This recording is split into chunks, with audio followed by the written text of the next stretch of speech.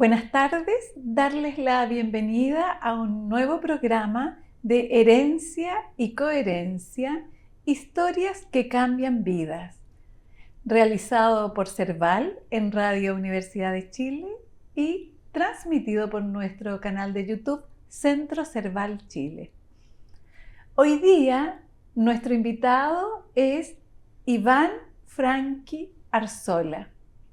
Él es ingeniero ambiental y doctor en geografía ambiental. Es especialista en gestión de residuos y sostenibilidad territorial en América Latina. Es investigador y académico de la Universidad Andrés Bello, donde lidera proyectos desde el Centro de Investigación para la Sustentabilidad.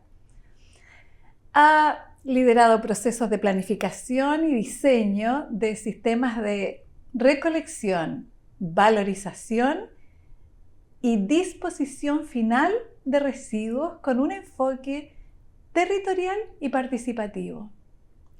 Su trabajo se centra en economía circular, modelos basura cero, conflictos socioambientales y estrategias de mitigación del cambio climático. Iván, puro agradecerte que estés hoy día aquí con nosotros. Bienvenido. Gracias a ti, Susana, por la invitación. Bien. Iván, yo quisiera comenzar esta entrevista, preguntándote un poco el recorrido, el mapa de ruta que tú has seguido para llegar a ser el académico, investigador, doctor que eres. Muy buena pregunta y créeme que es algo que yo pongo en valor de manera permanente. Yo soy aicenino de nacimiento, nací en plena Patagonia. Estuve ahí hasta los 17 años, hasta que la exigencia de la educación superior, no porque la educación superior fuera una exigencia, sino porque seguir la educación superior exigía migrar. O sea, Aysén nunca tuvo una universidad, no habían posibilidades de formación profesional en la región, por lo tanto, la licenciatura de cuarto medio era una tragedia, porque nos íbamos todos, llegaban los padres, los amigos, los profesores, nosotros. Y me fui a estudiar a la Universidad de la Frontera. Elegí ingeniería ambiental. Ingeniería ambiental. ¿Y cómo fue que tomaste esa decisión? Yo creo fue como todo el recorrido previo pasa por el interés genuino que en algún momento tenía por la química. Vale. ¿Sí? Entonces esos primeros descubrimientos con entender cómo funcionaba el cuerpo humano más allá de la mera biología, sino cómo interactuaban ciertos elementos en el cuerpo humano, cómo estos elementos interactuaban con el medio ambiente, el entender estas variaciones que habían entre diferentes fenómenos, me empezaron a enamorar de la química. Genial. Probé la química, me vine a Santiago entre tercero y cuarto medio, a un curso de verano en la Universidad de Chile. Perfecto. A hacer un curso de química. Y la verdad es que estando en ese curso de verano, la misma universidad nos presenta una carrera que tenía en ese momento en la Universidad de Chile que se llamaba Química Ambiental. Genial. Por lo tanto, este vínculo, estos elementos que yo había empezado a visualizar, efectivamente como que hicieron match. ¿Sí? Creo que por aquí sí. ¿Sí? Entonces yo inicialmente quería la ingeniería civil química, esa era como mi visión. Me encontré con la química ambiental. Y claro, después en la búsqueda de profundizar en esa línea, efectivamente encontré la ingeniería ambiental, que era una especie de... Hasta ese entonces, hoy día ha cambiado la disciplina en el camino, pero hasta ese entonces, piensa que yo entré a estudiar a la universidad el año 2001. Era una ingeniería civil química, pero de mucho perfil ambiental, ¿sí? Donde lo ambiental era clave, era central. Y coincidentemente hubo en Aysén un conflicto socioambiental llamado Alumisa, una planta refinadora de aluminio que quería instalarse muy próximo a Aysén, principalmente porque el costo principal de las plantas de aluminio tenía que ver con el uso de energía eléctrica. Y la energía hidroeléctrica en ese momento era muy barata. Por lo tanto, traer aluminio desde Australia hasta Aysén, no aluminio, bauxita, una piedra, una roca, hacia Aysén, efectivamente, era un muy buen negocio. Pero eso tenía un impacto muy grande, principalmente con la industria acuícola de la región. Y principalmente porque había un compuesto químico determinado que caía en el agua de la zona. Ajá. Y tenía un efecto importante sobre la biomasa pesquera. Perfecto. Y ahí tú entenderás que este compuesto química por este lado, lo ambiental por el otro, ambiente, ¿sí? Y eso de alguna forma me hace decidir finalmente decir, ¿sabes qué? Esto es lo mío. Perfecto. ¿Sí? Esto es lo mío, y ahí termino en la Universidad de la Frontera estudiando Ingeniería Ambiental. Iván, ¿y cómo, previo a eso, cómo era tu relación como con el contexto ambiental? De niño, ¿naciste en Aysén? Sí, efectivamente. O sea, yo en algunos momentos en la sala de clase hoy día hablo de esta importancia de las áreas verdes y los espacios urbanos y todo aquello. Y muestro generalmente una foto de mi pueblo. Porque mi pueblo no necesita áreas verdes, está en un área verde. Exactamente. Está en un espacio verde permanente. Ajá. Entonces, imagínate que yo abría la ventana de mi pieza, ¿sí? Y sabía cuánta temperatura podía existir en el exterior, precisamente por el nivel de nieve que había en el cerro que yo veía desde fuera.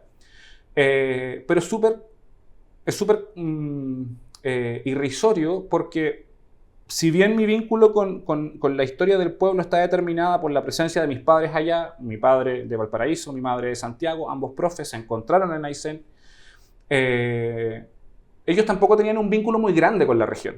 Entonces yo tampoco, ¿sí? Okay. Nosotros comíamos pastel de choclo en el verano. En Aysén nadie más comía pastel de choclo en el verano, no sabían lo que era. Yo invitaba a mis compañeros a la casa a comer pastel de choclo, a hacer un trabajo X, y ellos nunca jamás habían probado. Entonces nuestras costumbres eran muy centralinas. Claro. ¿Sí?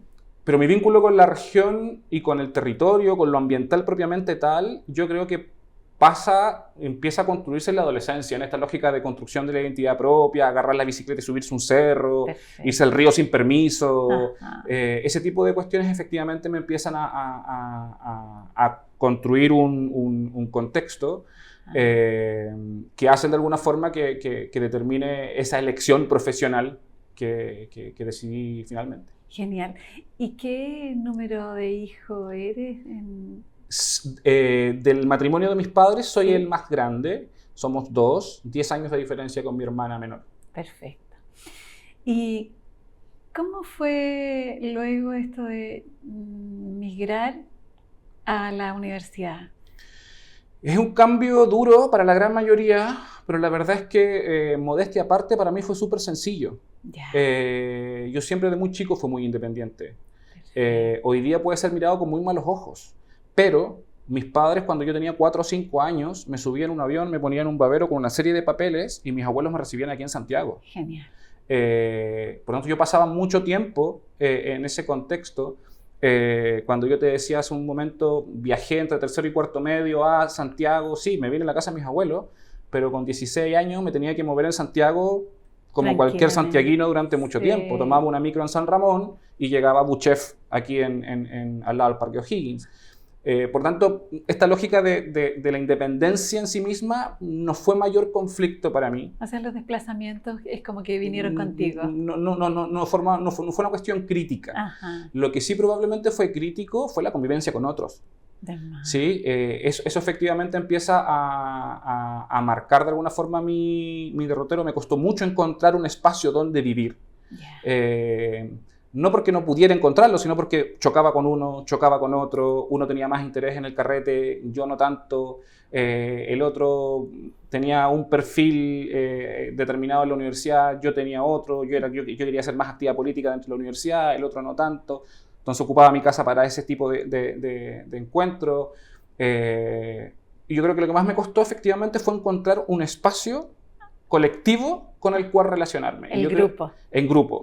Y yo creo que solo lo encontré, yo diría que en tercer año de la universidad. Y lo encontré principalmente cuando yo me di cuenta de que no tenía que demostrarle nada a nadie. Previo a eso, tenías la sensación de que había que demostrar. efectivamente, venía con toda esta carga del sur, yo había sido el mejor alumno de mi colegio, había por ahí tenido un conflicto con mi abuelo, que él quería que yo estudiara medicina, que era el único nieto que podía haber estudiado medicina. Abuelo materno. Materno. Okay. Entonces tenía mucho ese rol de decir, ¿sabes qué? Yo quiero ser el mejor, venía con esa carga, ¿sí? Reconocido por el intendente del momento, como el mejor estudiante de la generación de toda la región. O sea, había muchas expectativas. Presidente de la Federación de Estudiantes de la región de Aysén el año 98. Entonces venía con mucha carga, venía solo, si bien se me hizo fácil la vida en solitario, pero tenía esta necesidad de decir, ¿sabes qué? Aquí estoy yo soy esto. Entonces cuando las notas salieron bien, cuando fui el buen dirigente estudiantil, cuando el director de carrera, el decano, decían, oye, tenemos que resolver esto, que venga Iván. Iván ya no tenía nada que demostrarle a nadie. Entonces, en ese momento dije, ya, ¿sabéis qué? Esto ya fue, esto no me define, pero ya sé que soy capaz de hacerlo y por tanto puedo mostrarme y construir mi vínculo con otros. O sea, contactarte con tu... Sí, por supuesto. Genial, sí. Genial. ¿Y cómo fue que... Se me agolpan las preguntas. Quiero preguntarte varias cosas, pero quiero preguntarte ¿qué traes de tu linaje materno y paterno? Yo creo que del materno, yo creo que varias cosas con las que me he ido dando cuenta durante el tiempo. Yo diría que del punto de vista humano, por el lado materno, es mi abuelo materno el que determina esa conexión. Él fue alcalde de San Ramón, profesor normalista, se decidió él conoció a mi abuela en Yumbel, en el sur, y en algún momento cuando mi madre tenía 7, 8 años, y ya ellos como pareja, mis abuelos tenían 5 hijos, ¿sí? uno tras otro. Sí. Decidieron venirse a Santiago porque mi abuelo dijo, ¿sabes qué? La única posibilidad que mis hijos surjan es que salgamos del campo. Okay. Entonces se trajo todos sus hijos para acá, de a poco, trajo uno, después trajo otro. Y efectivamente mi mamá fue la primera de mi abuelo. Y había un vínculo muy estrecho entre ellos, ¿sí? Y eso efectivamente lo heredé yo también. Entonces, como anécdota, mi abuelo, independiente de su carrera personal, él como tenía muchas ganas de que yo fuera médico, él iba al médico con 60 años hasta hace muy poquito, y yo iba a verlo y él me mostraba sus recetas para ver si yo le podía decir exactamente lo que su médico le había dicho. Entonces, él tenía un rol político muy importante, como te decía, fue alcalde, tenía toda esta vocación de la discusión. Yo me sentaba a mirar noticias con él, a leer el diario con él, a discutir de política con él. Muy importante. Entonces, para mí ese nicho es muy potente. Y yo diría que por parte de mi lado paterno, que probablemente, si bien nunca hubo un vínculo, o sea, siempre hubo un vínculo físico, nunca hubo un vínculo muy emocional con ellos.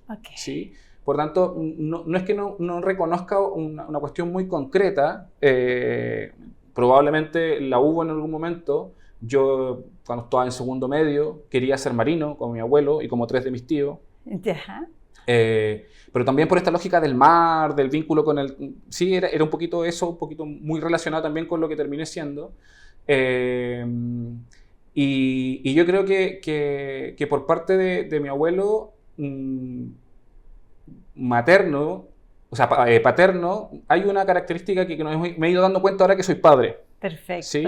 Que tiene que ver con esta lógica de la broma pesada. ¿Sí? De jugar a decirte algo para provocarte.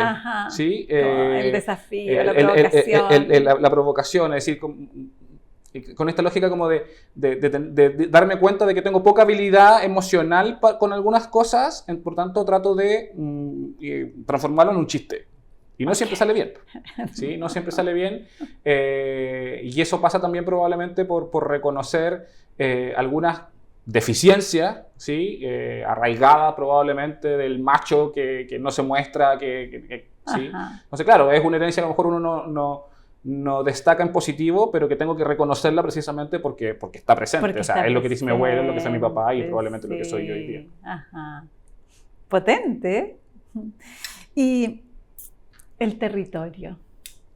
¿Qué significa para ti el territorio? El territorio para mí hoy día es todo. No hay nada que no exista hoy día en el territorio. Cuando me hablas del territorio, yo no puedo dejar de pensar en una conversación que alguna vez tuve con una comunidad indígena, ¿sí? Mi primer trabajo fue en el gobierno regional de la Araucanía. Y como yo me dediqué mucho tiempo, o sea, ya avanzada la universidad, decidí que lo mío era el tema de la basura, ¿sí? Y era un bicho raro, o sea, como que nadie en ese momento se preocupaba de este tema de la basura. En el país existía un movimiento asociado a la disciplina que yo estaba estudiando que tenía que ver con el agua, cómo tratábamos el agua, cómo evitábamos en Santiago que el agua llegara al Mapocho, cómo esta realidad que ya estaba mejorando en Santiago se movía hacia de regiones. Esa era la discusión de ese momento. Perfecto. Pero a mí me gustaba la basura. Genial. ¿Sí? Por determinadas razones. Y por lo tanto era un bicho raro. ¿Sí? Y sucedió que en la Araucanía, el año 2007, que coincidió cuando yo venía saliendo de la universidad, las organizaciones ambientales de la Araucanía, junto con otras comunidades indígenas, denunciaron al Estado de Chile por racismo ambiental. ¿Sí? ¿Qué significaba eso? Que el Estado de manera deliberadamente había decidido poner vertederos de basura en las comunidades indígenas. Okay. ¿Quién se hace cargo? ¿Quién conoce a alguien que trabaje en la basura? Yo tenía 24 años. Agarraron el teléfono, me llamaron, ¿asumes el desafío? Sí. Yo con 24 años venía entrando a La Moneda a reunirme con 4 ministros, ¿sí? para de alguna forma informar cómo la región, en ese momento me había relacionado directamente con ese momento con la intendenta de la región, para informar cómo la región iba a abordar este problema. ¿Sí? Y en ese contexto, en ese diálogo, efectivamente había que ir a conversar con las comunidades indígenas. ¿Sí? Entonces una reunión con las comunidades indígenas, yo iba solo con el chofer del gobierno regional, ¿sí? Y las comunidades indígenas. Yo era el Estado. Tenía 24, pero era el Estado. Representante, sí. Ni Iván, ni el ingeniero. Yo era el Estado. En ese momento era el Estado y tenía un conflicto con esas comunidades. Con toda la carga histórica, etc. El chofer me toca en la pierna y me dice, don Iván, escuche. Oh. Solo escuche. Y evidentemente, claro, yo trataba de explicar y me callaban, y hablaban más fuerte, Y claro, de vuelta a la ciudad. Iván, ¿y tú pudiste escuchar sí. el escuche que dijo el chofer? Completamente, en ese momento me quedé callado y me quedé callado durante prácticamente 2 meses. Solo iba a escuchar. Solo iba a escuchar, porque acto seguido después conversé con un colega que trabajaba en el tema indígena y todo, y me explicó y aprendí de aquello. Pero ¿por qué te cuento esto? Porque en esa conversación, ¿sí? En ese proceso de aprendizaje, en la escucha, ¿sí? Ellos, una de las cosas que me transmitieron fue su concepción de territorio, ¿sí? Donde desaparece esta concepción de lo político administrativo, donde hay una relación estricta con todos los fenómenos que ocurren en su entorno, aquellos que son visibles y aquellos que no, aquellos que nosotros podemos entender como Winca y otros que no podemos entender producto de nuestra propia cosmovisión occidentalizada, y por lo tanto yo he empezado a hacer mío esa visión de territorio. Genial. ¿Sí? Es decir, ¿cuál es el territorio del Gran Santiago? ¿Dónde comienza el territorio del Gran Santiago?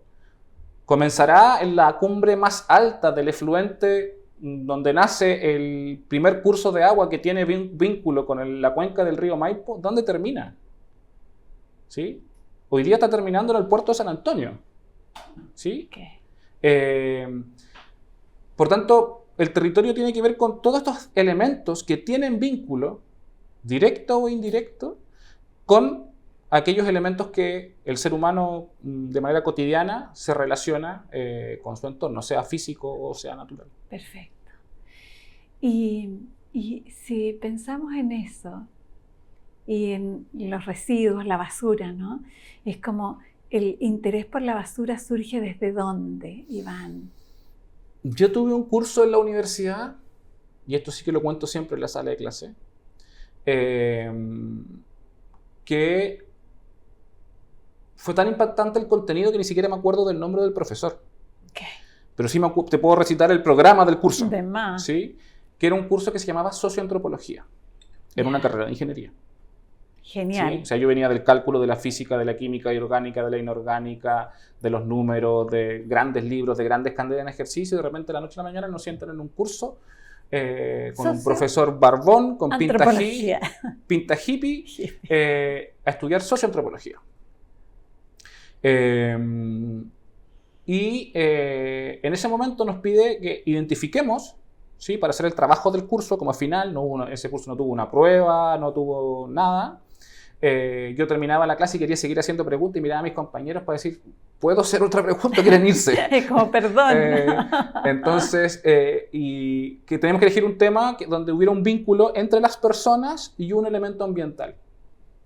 Y justo tomé un diario en algún momento y había precisamente una noticia respecto a que el vertedero en Temuco, ¿sí? Estaba llegando casi a 300 personas que se situaban en el vertedero de Temuco a buscar comida, a recoger materiales que en ese momento podían reciclar.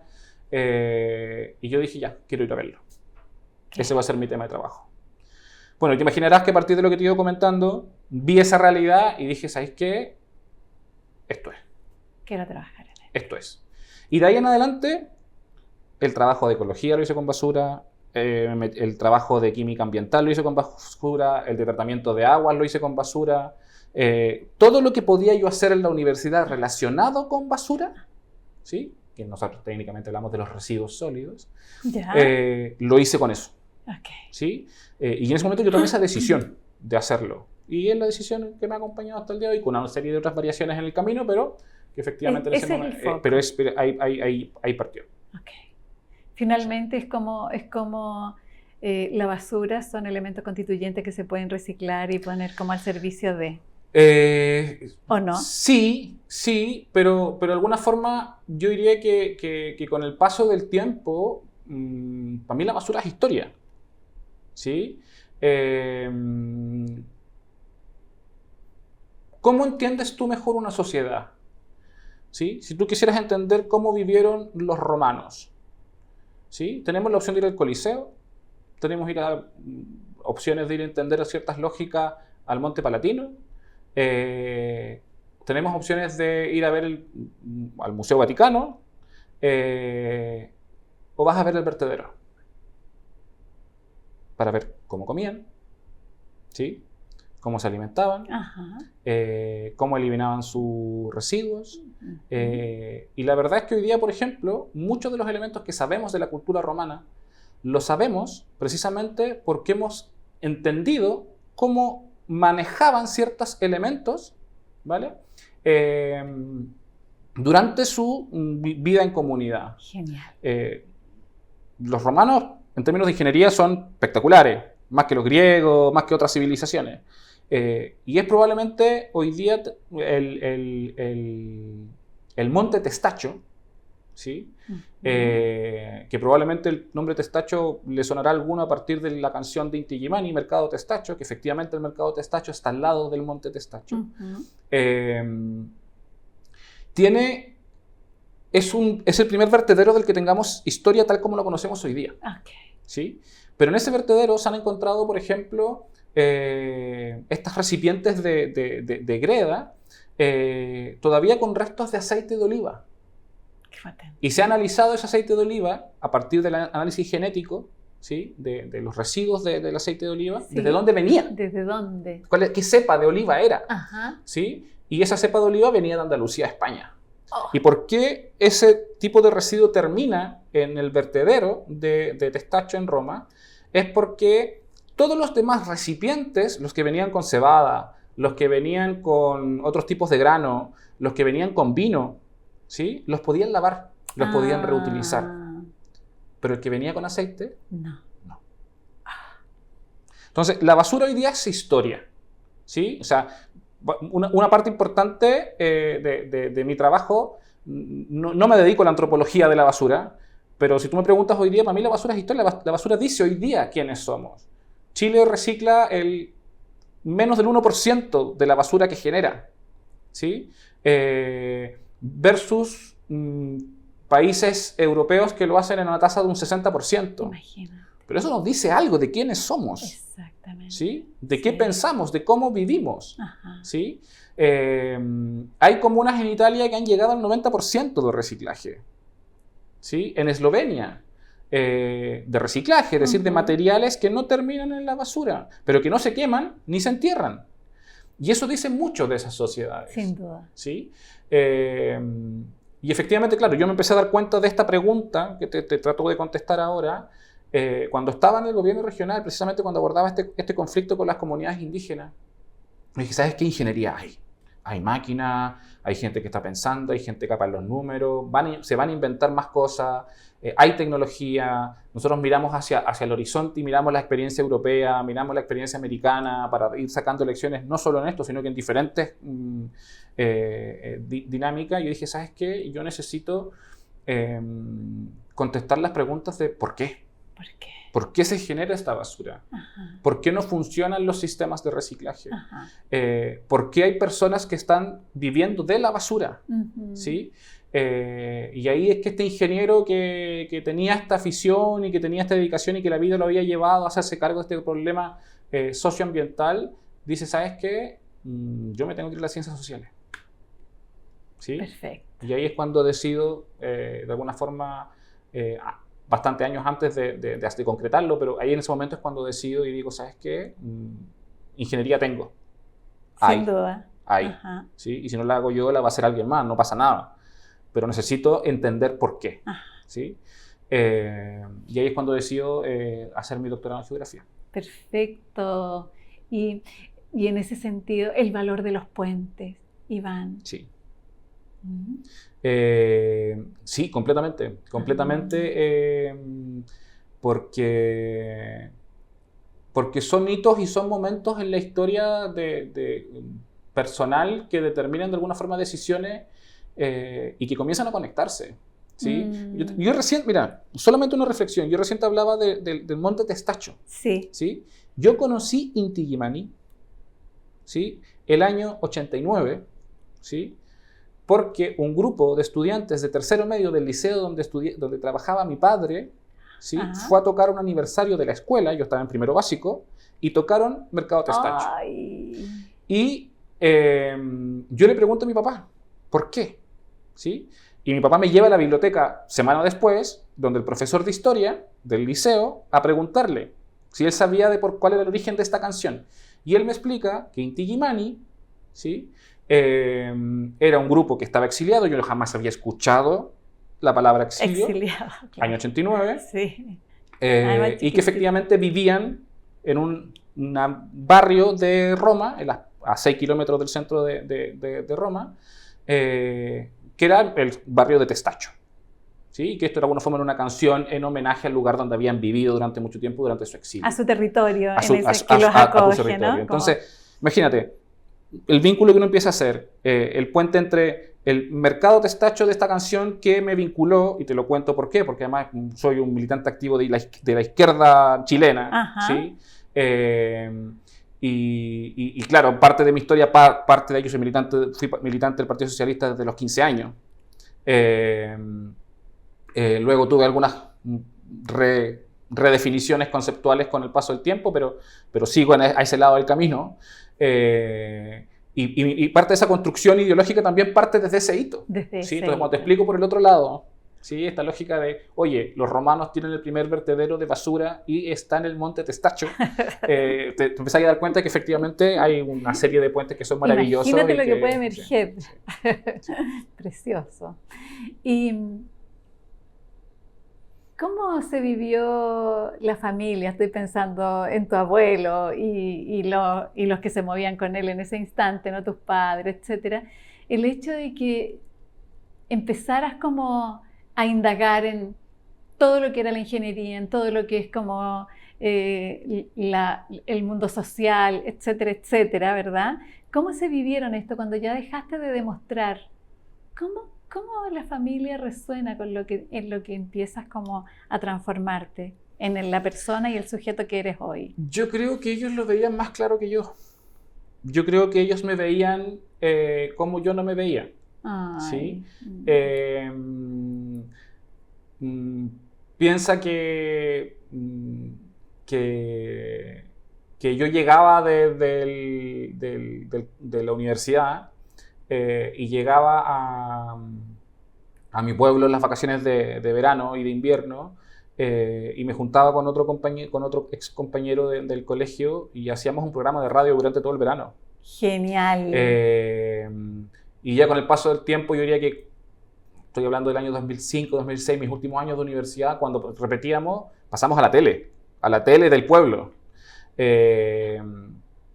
Y claro, y además como fui dirigente dentro del colegio, fui presidente de la Federación de Estudiantes de la región en el 98, y luego fui dirigente en la facultad, en la Universidad de la Frontera, era una dimensión que probablemente estaba súper presente, ¿sí?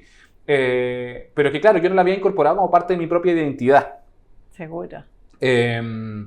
Entonces, me da la sensación de que ellos lo veían mucho más presente de lo que yo era. Imagínate, cuando yo recibí mi puntaje de la prueba de aptitud académica en ese momento, y veo el puntaje y yo le digo a mi papá, con toda esta discusión que habíamos tenido, con todo este relato que era lo había socializado con mis viejos, de que quería estudiar ingeniería ambiental y todos los cambios previos que tuve y todo lo demás, le digo, papá, ¿y si estudio periodismo?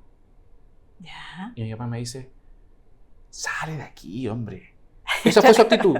Como diciendo, dale con lo que venía trabajando durante mucho tiempo. Entonces, siempre hubo esta como patita así como, oye, me gusta mucho esto, pero también estaba esta inquietud de esto otro, estaba muy presente. Sí. Yo venía, a mí me quedaba mucho más cerca venir a Santiago a ver a mi abuelo, ¿sí? A ver a mis abuelos y a mis primos a Santiago en un fin de semana largo, que viajar de Temuco a Aysén. Claro. Era más cerca y era más barato. Exactamente. ¿Sí? Entonces durante mucho tiempo yo venía para acá y yo acompañaba a mi abuelo a las campañas, acompañaba a mi abuelo a las reuniones políticas que tenía. Entonces yo creo que ellos me vieron antes que yo me viera yo mismo. ¿Sí? Genial, genial. ¿Y cómo es tu vínculo a propósito del mundo social y a propósito de que has recorrido los vertederos y has visto la historia? ¿Cómo es tu vínculo con los señores que viven de la basura? La verdad es que hoy día es muy... hay cada vez menos, yo diría que prácticamente muy pocas personas hoy día viven directamente de la basura, al menos no en la calidad en que te relataba hace un momento, dentro del vertedero recogiendo basura. Hay gente muerta que ha sido golpeada por los camiones cuando ingresan a los vertederos. Hay todo el estándar, diría yo, que desde esa dimensión ha ido mejorando y creo que ha sido un buen avance en esa materia, pero muchos de ellos hoy día se han transformado, ¿sí? Y es probable que en buenas partes del país esas personas hoy día estén viviendo de la basura, pero en otro sentido. Es decir, empiezan a buscar ciertos materiales, por ejemplo, en los contenedores que uno deja fuera de casa.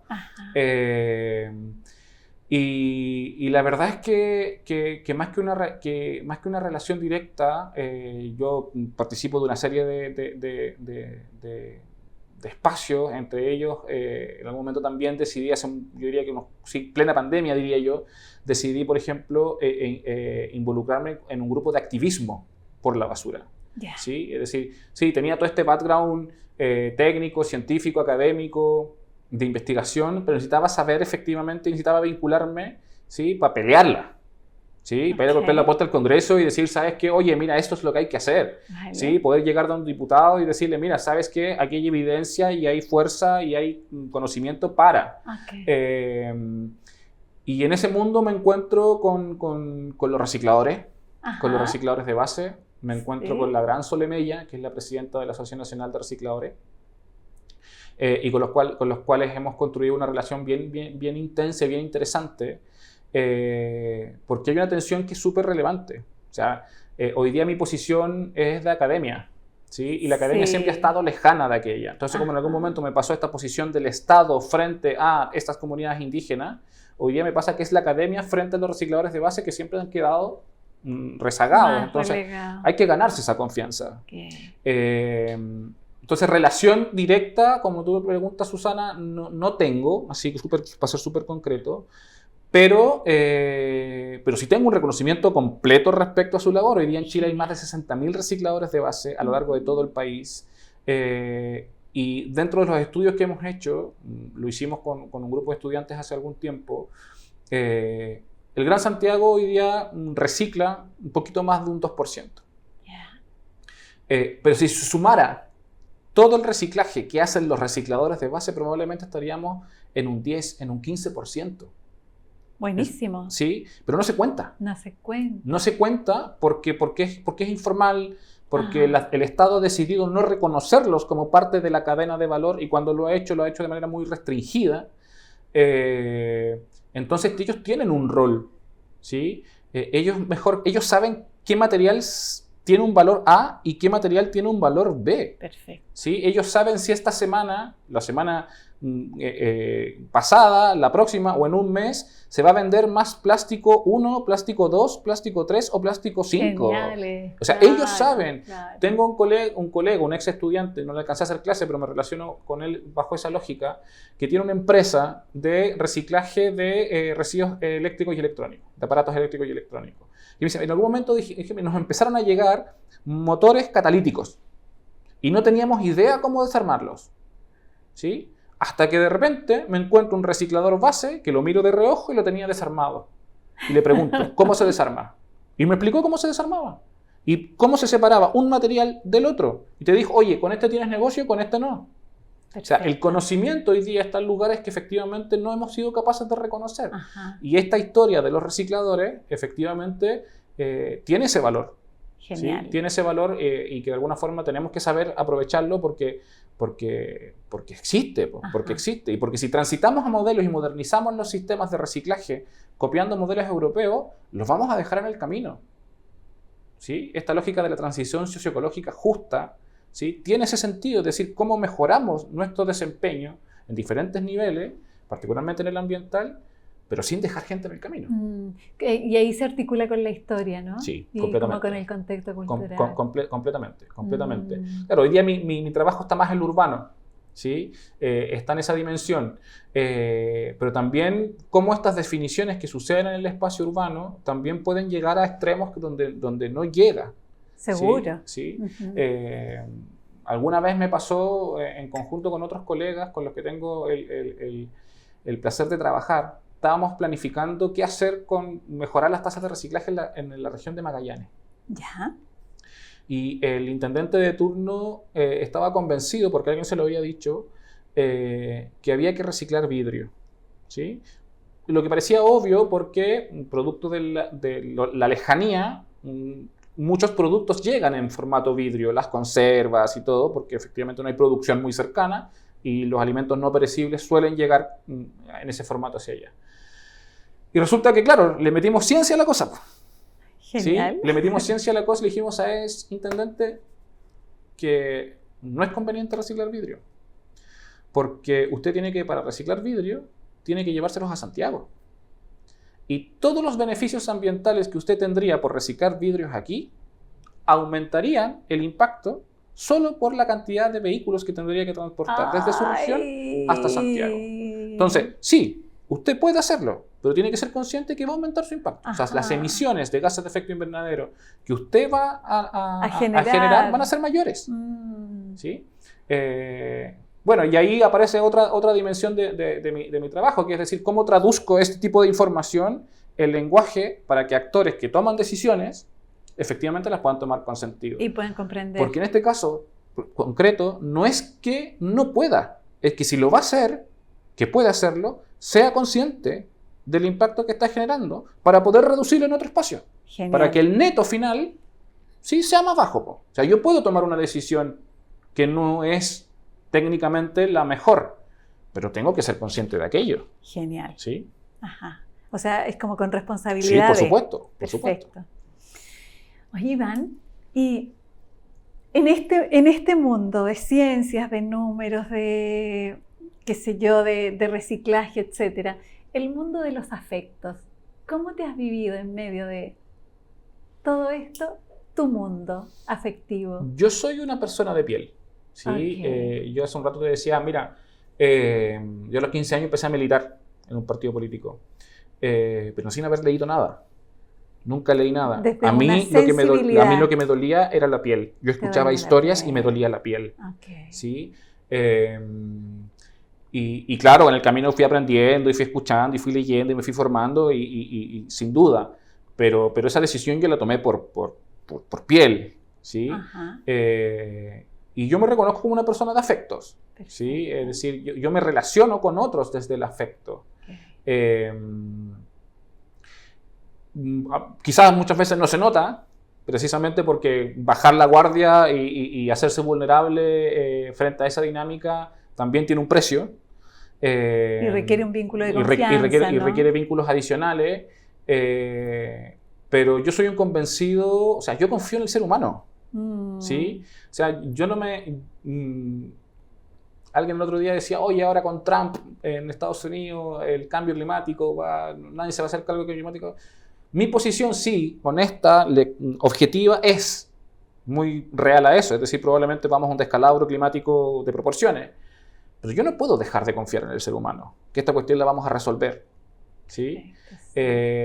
Y eso lo extrapola a las relaciones personales humanas de manera habitual. Alguna vez llegué a compartir con algún colega en alguna de mis experiencias académicas. Le dije, oye, los chiquillos en la sala de clases dicen que el año pasado no alcanzaron a ver este contenido, entonces voy a tener que verlo yo ahora. Y la respuesta fue de estos colegas, oye, no les creas a los cabros. No siempre mienten. ¿Sí? No siempre en materia pasada olvidada. Dice, disculpa, yo no puedo relacionarme con mis estudiantes desde no creerle lo que creen, desde lo que me dicen. ¿Sí? Si tú me dices que sí lo viste, perfecto, buscaré la estrategia para descifrar si efectivamente lo hicieron o no. O O qué sé abrir, yo. pero no puedo no creerles. ¿Sí? Yo tengo súper claro que hoy día tengo un estudiante que la mamá está con cáncer. Tengo súper claro el que llega tarde porque tiene que transportarse 1 hora 45 desde su casa, el que tiene que acompañar a la abuelita al control, el que tiene la hija menor, la que tiene una hija que tuvo una hija adolescente y que tiene que ir a buscarla al colegio. Yo me relaciono con mis estudiantes desde lo humano, ¿sí? Yo sufrí mucho en pandemia, ¿sí? Porque una de las cuestiones que a mí me agrada es que cuando yo estoy enseñando algo dentro de la sala de clase, yo veo los ojos. O sea, yo sé cuando alguien brilla y entendió, Tema. ¿sí? Bien. Si no brilla es porque no está entendiendo y hay que volver a explicar, Ok. ¿sí? Porque no todos te van a preguntar, profe, yo no entendí. Lo mismo con mis colegas, ¿sí? Hoy día tenemos un grupo de colegas de confianza con los que trabajamos, oye, no más reuniones online, ¿cachai? O sea, oye, juntémonos, tomémonos el cafecito, ¿sí? Es decir, me Sí. gusta ese tipo de relaciones. Eh, Y en, e- y con la familia y con los cercanos es exactamente lo mismo, ok. Y en ese ¿sí? sentido, ¿qué valor tiene para ti el cuerpo, lo corporal, el Eh, cuerpo humano? Mira, esa es una pregunta que me ha tocado construir, ¿sí? Me ha tocado construir y de alguna forma probablemente no soy el mejor ejemplo, pero hay una ingeniera, ecóloga, antropóloga española, la Yayo Herrero, que ella de alguna forma cuando explica, y yo me adquiero a esa concepción, que parte de nuestro problema con el entorno, todos nuestros conflictos ambientales globales, locales, tiene que ver también el conflicto con nuestro cuerpo, Ok. ¿sí? El cómo somos capaces de reconocer que nuestro cuerpo tiene límites, ¿sí? Que nuestro cuerpo tiene elementos sensibles, que hay zonas que hay que proteger, que no somos infinitos, ¿sí? y que de alguna forma nuestra relación con lo natural, con el planeta en general, pasa por nuestras propias formas de entendernos como seres humanos y la relación con nuestro cuerpo. Con nuestra propia nuestro geografía, cuerpo. ¿no? Por eso, y esta autora así lo plantea, el futuro de las ciencias ambientales será feminista o no será. Porque efectivamente la autoconcepción del cuerpo mirada desde una perspectiva feminista es mucho más cercana a las necesidades que hoy día tiene el planeta de la que podemos tener nosotros como hombres. Okay. Más femenina que masculina. Por supuesto, sí. Por supuesto. Entonces, de alguna forma, yo creo que todos necesitamos esa autoconcepción. Por eso yo a lo mejor no soy el mejor ejemplo. Yo tengo sobrepeso, tengo alguna que otra tara de salud, no soy una persona que cuida permanentemente su cuerpo, pero que efectivamente estoy convencido de que es la necesidad que requiere el hoy. Entonces, es un poquito de eso, ¿sí? Reconocer de alguna forma el cuerpo como una extensión, ¿sí? de la presencia en el planeta y de cómo nos relacionamos con él. Perfecto. Y además ahí se me hace presente la basura, la relación del propio cuerpo con la basura, ¿no? Efectivamente, o sea, hay una relación ahí directa porque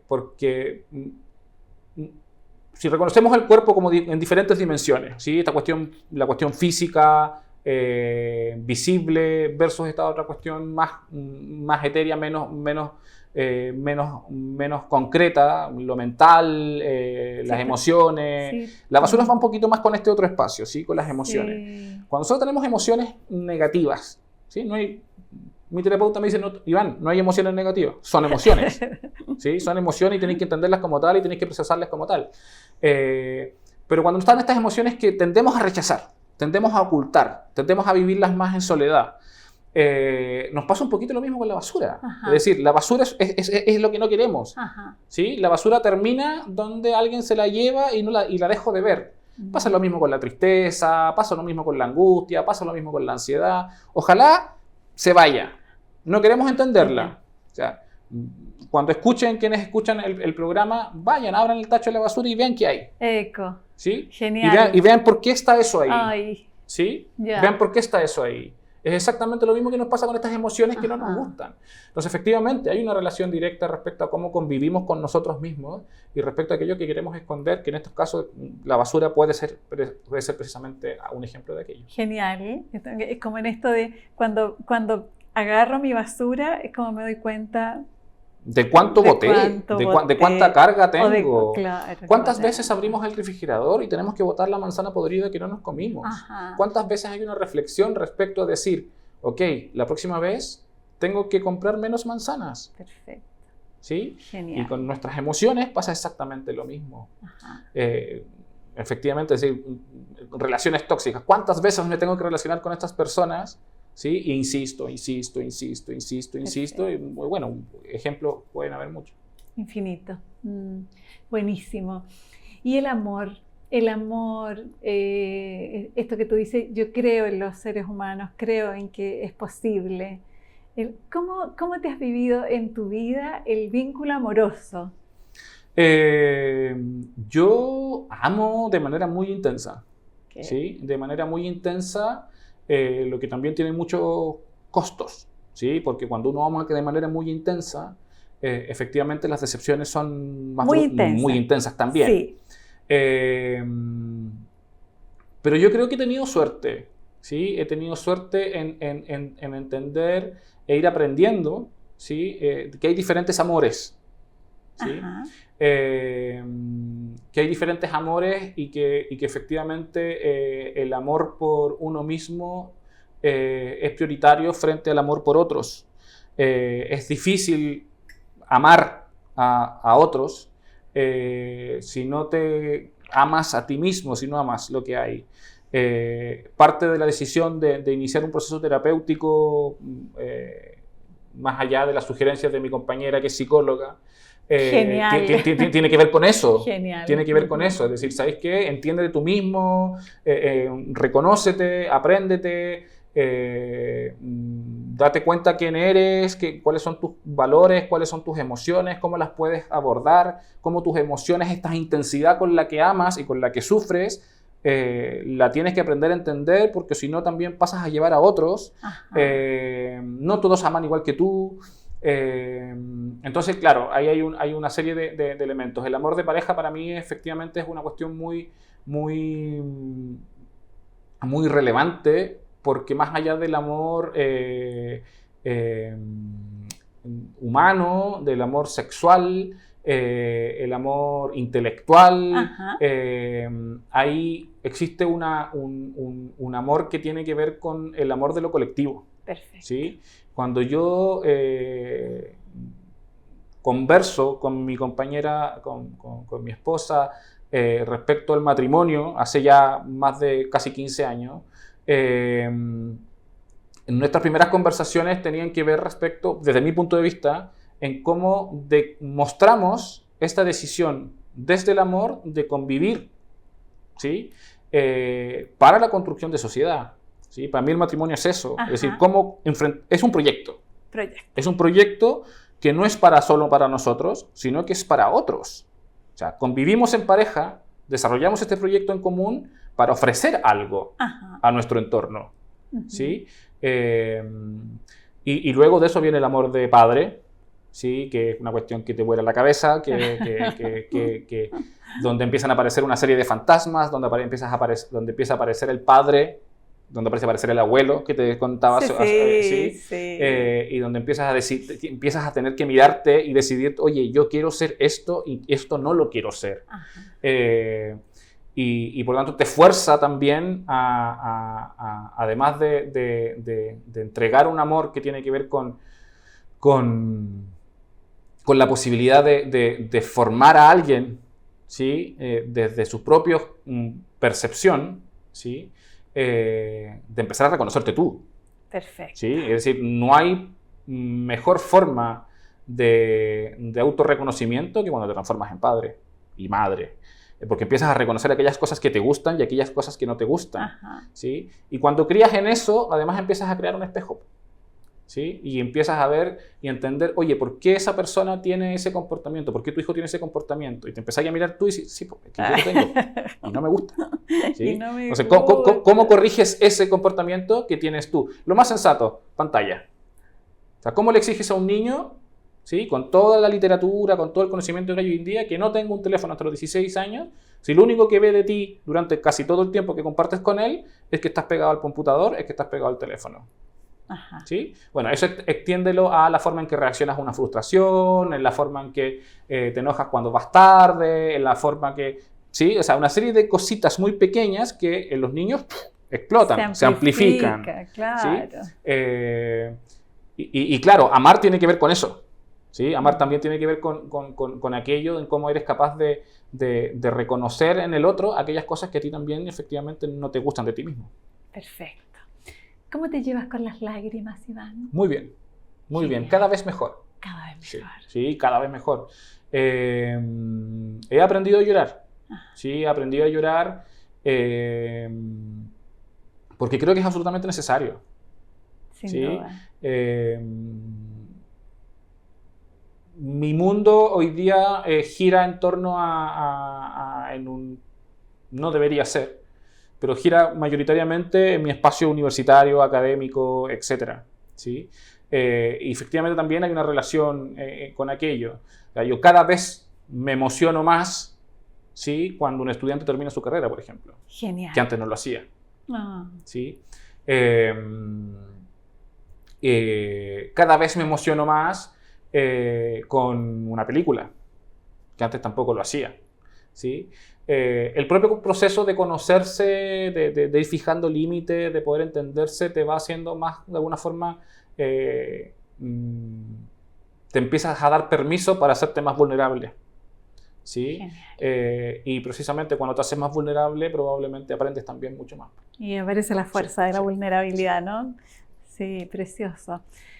Nos están contando que nos quedan 5 minutos de entrevista.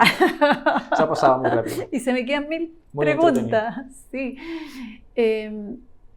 yo pensaba en esto de las lágrimas y lo conectaba con tu pasión, ¿no? Es como amo intensamente, me puedo desilusionar intensamente y es como, ¿y eso vale la pena?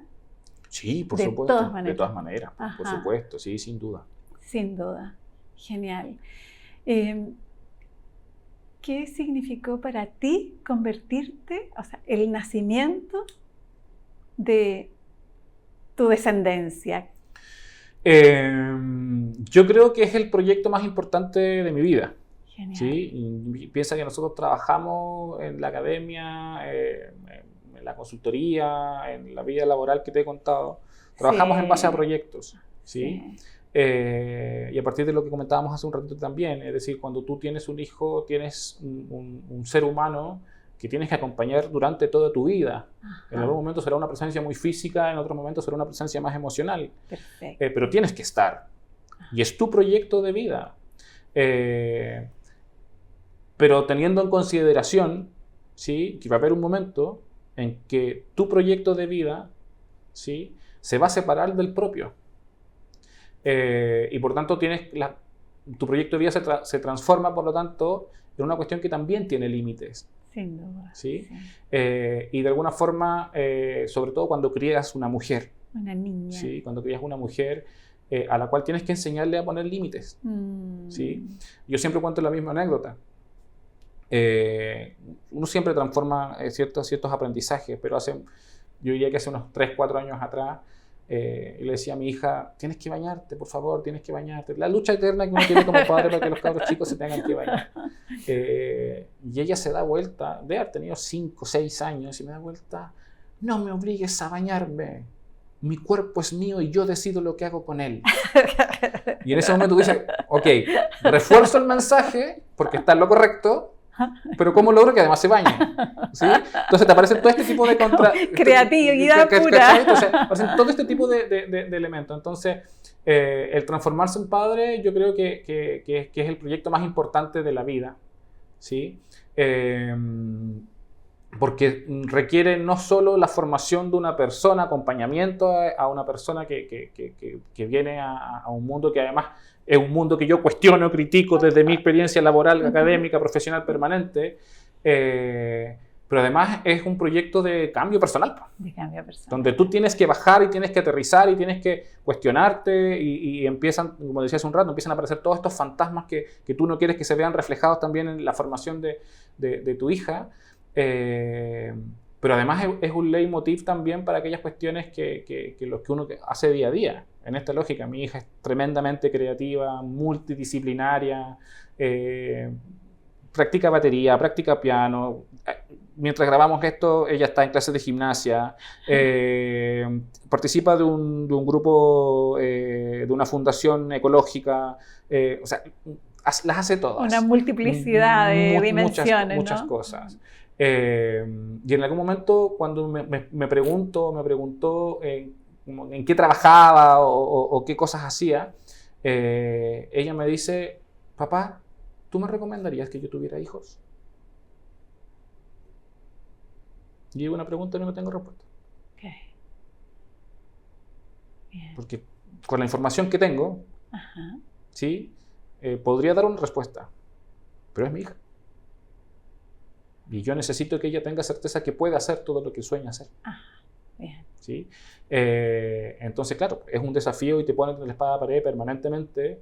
Y cada hijo con sus formas y cada hija con sus formas, probablemente a cada padre y a cada madre lo hace de manera permanente. Seguro, seguro. Y ver con el sentido, ¿no? A que viniste al planeta. Y para cerrar, me encantaría abrir el tiempo que nos queda a la pregunta acerca de la muerte. ¿Cómo te vives la muerte, la posibilidad de la muerte y la pérdida, los duelos?